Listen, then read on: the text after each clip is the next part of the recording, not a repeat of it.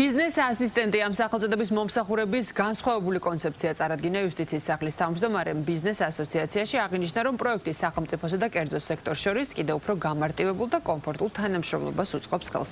პროექტი უკვე ფუნქციონირებს და მასში საქართველოში მოქმედი 20-მდე მსხვილი კომპანიაა ჩართული. ბიზნეს ასისტენტი მომხმარებელს თავაზობს სრულყოფილ სამართლებრივ დისტანციურ კონსულტაციას, სპეციალურ სივრცეს თბილისის ცენტრალური იუსტიციის სახლში და გასვლით მომსახურებას სასურველ მისამართზე თბილისის მასშტაბით.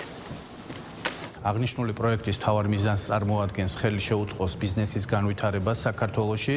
ჩვენ მოხარული ვართ, რომ ამ სახელმწიფოებრივად მნიშვნელოვან საქმეში იუსტიციის სახლი ყოველთვის თავის მნიშვნელოვან როლს თამაშობს.